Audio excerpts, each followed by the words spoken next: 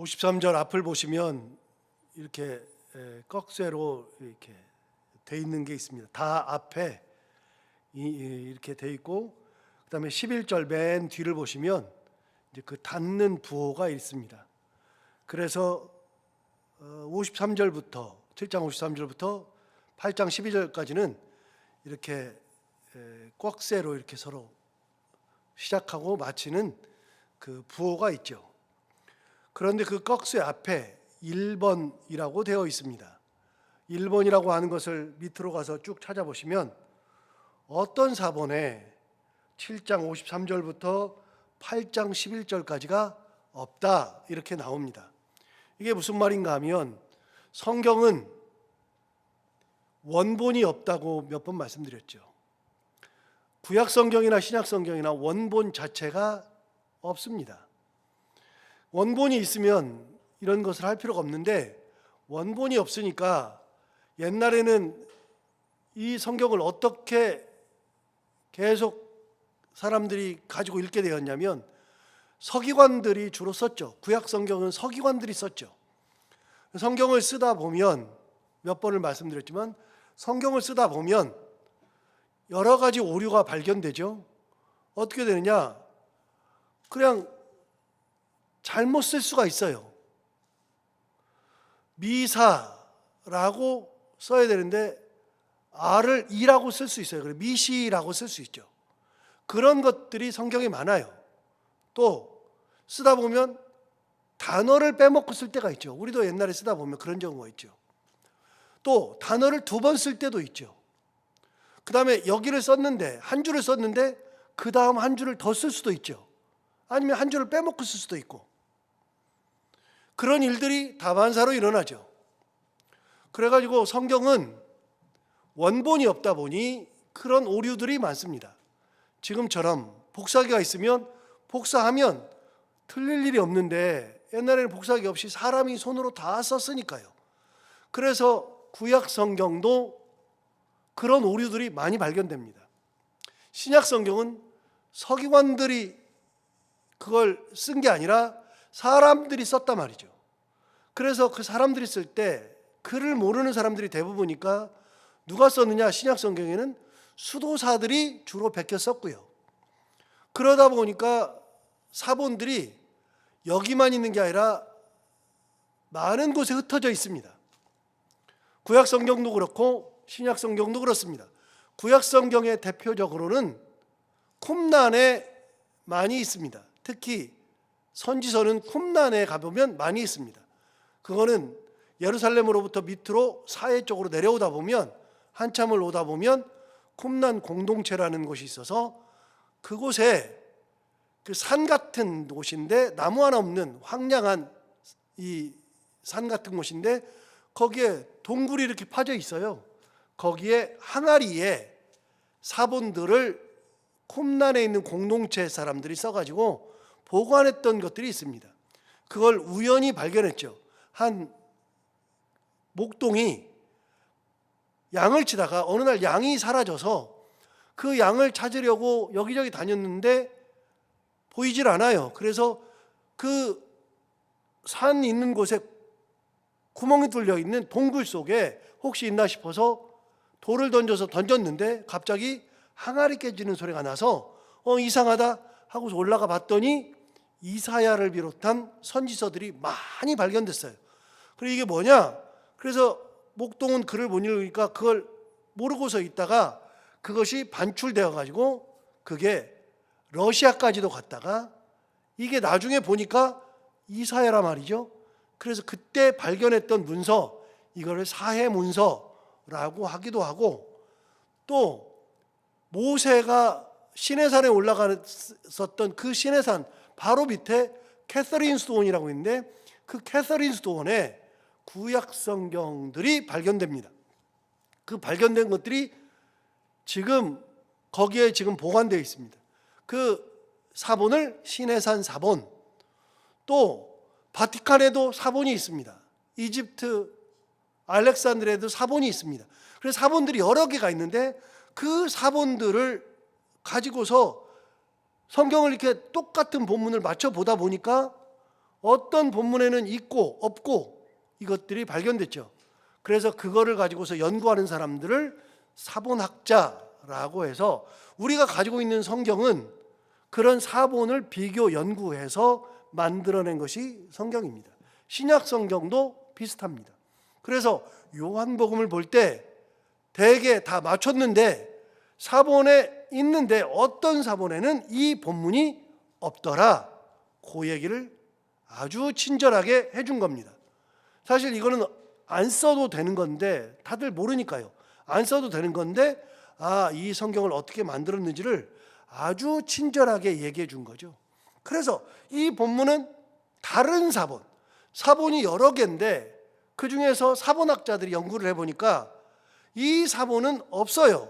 여기는 있고 여기도 있고 여기는 없고, 그런데 이 사본은 없는데, 이 사본에는 없는데 이 사본은 다른 사본에 비해서 훨씬 더 공신력이 있는 사본이다, 더 뛰어난 사본이다, 이게 더 원본에 가깝다, 그런 사본이 있을 텐데 그 사본에 요 내용이 없으니까 이 내용은 실어주는 겁니다. 그게 없다라고 이야기를 해주는 거죠. 그래서 이 본문이 살아남은 것이다, 사본학자들에 의해서 살아남은 본문이 바로 이것이다 하는 얘기를 먼저 합니다. 여기까지 하고, 자, 본문으로 돌아와서 53절을 보시면 다 각각 집으로 돌아갔다. 그런데 여러분, 집으로 돌아갔다 그러는데 어떤 일이 있었느냐? 어제 있었던 일들이 이제 오늘 그 어제가 그 많은 일들이 있었는데 그 일이 있고 나서 다 집으로 돌아갔어요. 그 어제 일이 뭐냐? 예수께서 서서 가르친 거예요. 가르치고 유대인들이 잡아 죽이려고 그러고 아랫사람을 보냈는데, 아랫사람을 보내가지고 잡아와라 그랬는데 아랫사람들이 가가지고 잡아오지 않고 그냥 왔어요. 그냥 오니까 말하는 거죠. 도대체 왜 그냥 왔느냐 그랬더니 아랫사람들이 얘기하는 거예요. 아니, 우리는 이 사람처럼 얘기하는 것을 들어본 적이 없다, 권위가 있더라, 그러니까 너희 또 미혹되었느냐라고 얘기했던 그 사건 이유죠. 그 전에도 예수님이 말하니까 잡아 죽이려고 그랬는데 손을 대는 자가 없더라 라고 하는 게 나오고, 예수를 잡아 죽이려고 계속 그랬어요. 그리고 아랫사람도 보내고, 이런 일들이 어제 많았어요. 그 일 있고 난 그날 사람들이 다 각기 집으로 돌아갔어요. 자, 돌아갔고 8장 1절을 보시면 이렇게 말하죠. 예수는 감람산으로 가시니라. 그러니까 예수님은 감람산으로 돌아가신 거예요. 즉 예루살렘 성에서 나와서 감람산으로 가신 거죠. 자, 저를 잠시 보시면 예루살렘에는 산이 3개가 있다 그랬어요. 3개가 있다 그랬는데 하나는 성전산, 하나는 시온산, 하나는 감람산. 지금의 예루살렘에 가보면 산이 3개 있습니다. 그 3개 중에 그 성전산은 예루살렘 성 안에 들어있죠. 그 성 안에 들어있고 그 위에, 성전산 위에 성전이 서 있습니다. 그 성전산, 그걸 뭐라고 얘기하느냐? 성경에서는, 열왕기상에서는 모리아산이라고 얘기합니다. 모리아산 그러면 많이 들어봤는데, 창세기에 아브라함이 이삭을 제물로 바쳤던 곳이 모리아산이죠. 그래서 성전은 어디에 서느냐? 성전은 모리아산 위에 성전이 섭니다. 솔로몬이 지은 성전이 모리아산 위에 세웠다라고 열왕기상에는 기록되어 있습니다. 그러니까 그 모리아산이 지금의 성전산이죠. 그 산 위에 성전이 서고 그걸 둘러서 예루살렘 성이 쳐지는 겁니다. 예루살렘 성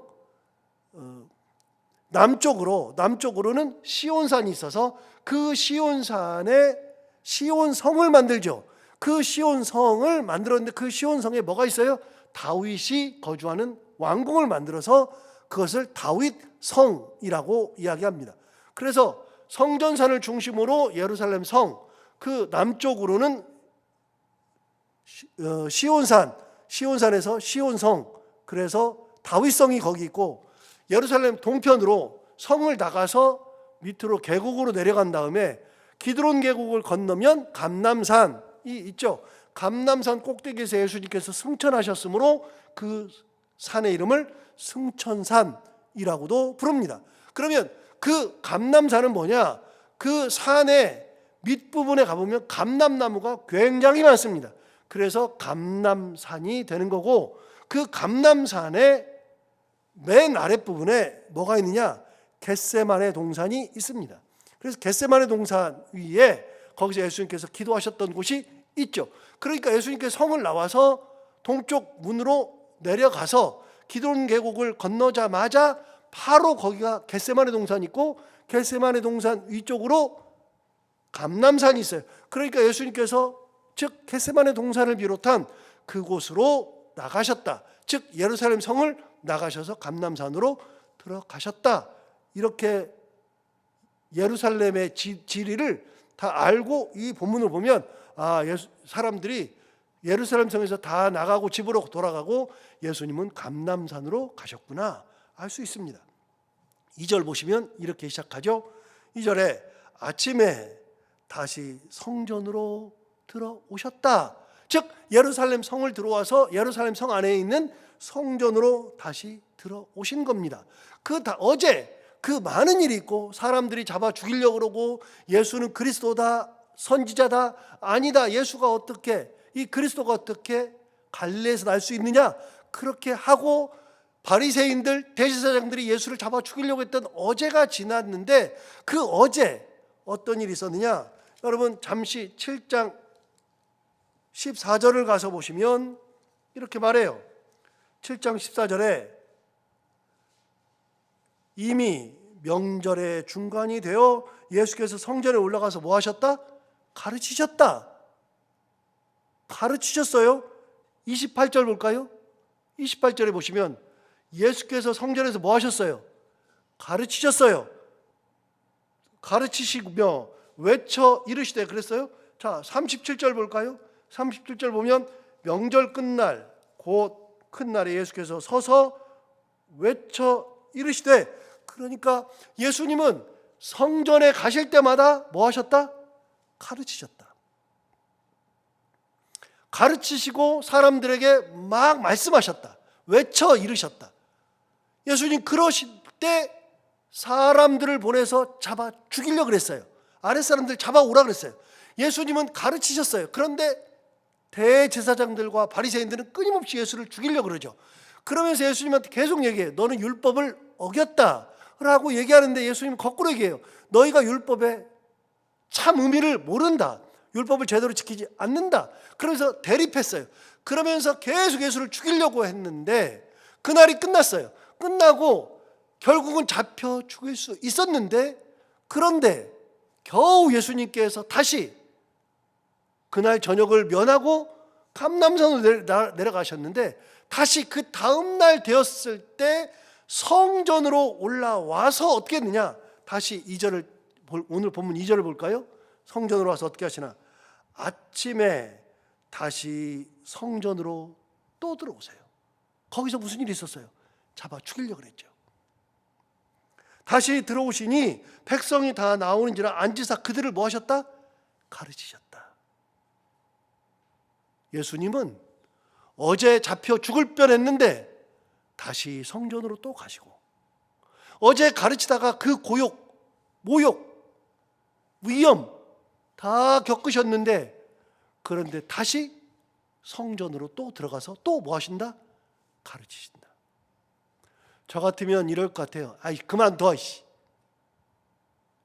싫은 관둬, 이럴 것 같아요. 성격이.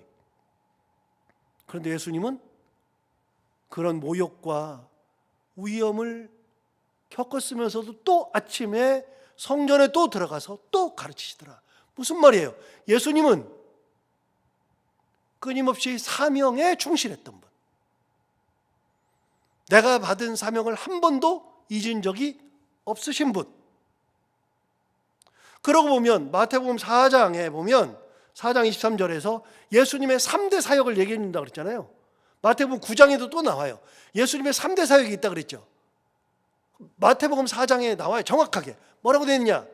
가르치시고 병을 고치시고 천국 복음을 전파하시고. 예수님은 그게 3대 사역이에요. 가르치심, 병 고치심, 천국 복음을 전파하심. 요게 3대 사역인데 우리가 예수님의 병 고치는 것은 잘 알아요. 예수님 그러면 항상 드는 생각이 병 고치는 생각만 하는데요. 아니에요. 예수님의 가르치심이 진짜 많아요. 오늘 증명했잖아요. 서서 가르치셨다. 오늘 또 들어가서 가르치시더라. 예수님은 끊임없이 가르치셔요. 끊임없이. 그게 예수님의 사명이고 그 사명을 잘 감당하셨던 분이 예수 그리스도. 자, 병을 고칠 때 사람들이 계속 와서 쉴 시간이 없었다. 그래서 밤에 기도하러 갔더니 사람들이 거기까지 찾아와서 뭐라 그러냐? 왜 여기 계십니까? 아니, 예수님한테 뭐 맡겨놨어요? 그런 적 없잖아요. 그런데 예수님한테 뭐라 그러냐면 왜 여기 계십니까? 우리가 예수님 찾는 거 모릅니까? 뭔 말이에요? 당신 와서 우리한테 병 고쳐줘야지 왜 여기 계십니까? 라고 얘기해요. 저 같으면 이것들이 그럴 것 같은데 예수님은 그런 소리를 들으면 또 가서 고치셔요. 단 한 번도 뭐라고 한 적이 없어요. 항상 말씀드리죠. 예수님은 사람을 밀어내지 않는다. 거부하지 않는다. 그게 뭐니까? 사명이니까. 예수님은 사명에 충실하신 분. 내 기분, 내 생각에 취해 있는 분이 아니라 하나님께서 주신 사명에 충실한 분. 즉 위험이 있었어도 다시 그 위험 속으로 또 들어가서 다시 가르치시는 분이 바로 예수 그리스도. 그러니까 우리가 생각하는 거랑은 완전히 달라요. 그래서 그 사명에 충실하니까 결국은 십자가도 지는 거예요. 여러분, 누가 십자가를 지려고 그래요? 그런 거 없죠. 아무도 그런 사람이 없어요. 그런데 예수님은 십자가도 져요. 십자가를 질 때 예수님의 제자인 베드로가 칼을 들고 대제사장의 종인 말고의 귀를 쳐서 귀를 떨어뜨렸어요. 예수님이 그 귀를 털털 털어가지고 다시 붙여주면서 그러지 말아라 얘기하셔요. 예수님이 제자들에게 뭐라고 얘기하느냐? 내가 지금이라도 하나님께 기도하면 하늘의 천군 천사를 보내주신다 라고까지도 얘기하세요. 그러나 예수님은 천군 천사를 부르지 않아요. 왜요? 십자가 지는 것이 사명이니까. 즉 예수님은 사명 중심적 삶을 사셨던 분이 바로 예수 그리스도다. 오늘 이걸 보면 우리가 살아가는 길이 보이죠. 우리가 어떤 마음으로 어떤 신앙으로 살아가느냐? 사명을 감당하는 신앙. 어려운 거 많고 억울한 거 많고 힘든 거 많아도 사명을 끝까지 잘 감당하는 삶을 살아가는 것이 가장 귀한 삶이다. 오늘 주님께서 이거를 먼저 실천하신 분이에요. 이 본문은 제가 지금 3절을 읽었는데 7장 53절, 8장 1절, 2절을 가지고 얘기했는데 이 본문은 그냥 다 지나가요. 싹 다 지나가요. 그런데 앞에 본문과 계속해서 생각해 보면 예수님은 그냥 하신 행동이 아니에요. 이게 목숨 내걸고 성전에 또 들어가고 목숨 내걸고 또 가르치시고. 오늘 이 말씀을 다시 한번 생각하면서 내가 신앙생활 할 때 어떤 것을 중심으로 살아가는가? 하나님 주신 사명을 올바르게 감당하는 사명을 가지고 그렇게 귀하게 신앙생활하는 것 다시 한번 생각하면서 그 믿음 가지고 살아가는 우리 모두가 다 되기를 바랍니다. 기도하겠습니다. 하나님 아버지 감사합니다. 오늘 귀한 말씀으로 우리를 깨우셔서 감사합니다. 이 말씀, 귀한 말씀 다시 생각해 보니 예수님의 행동이 참 위대합니다. 어제 성전에서 그 어려움 당했으면서도 아침에 다시 성전으로 들어가시고 백성들이 나오니까 다시 또 그들에게 가르치시는 예수 그리스도. 하나님께 받은 사명 한 번도 잊지 않고 그 사명을 목숨을 내걸고 끝까지 완수하려고 했던 사명 중심적인 삶을 살았던 것처럼 하나님 아버지, 우리도 끝까지 이 내게 주어진 사명이 무엇이든 그걸 기쁨으로 잘 감당하며 예수 그리스도의 마음으로 예수 그리스도에 가셨던 그 길을 기쁨으로 똑같이 갈 수 있는 참 믿음의 삶을 살아가는 저희들, 그리고 우리 교회들이 다 되게 하여 주옵소서. 하나님 아버지, 오늘도 하루를 살아갈 때 이 말씀을 기억하며 살게 하여 주옵시고, 이 말씀이 우리 가운데 힘이 되기를 원하며, 오늘도 해야 되는 것들을 기쁨으로 잘 감당하고 만나는 분들과 함께 웃고 행복한 하루가 되게 하여 주옵소서. 감사하며 예수님 이름으로 기도하옵나이다.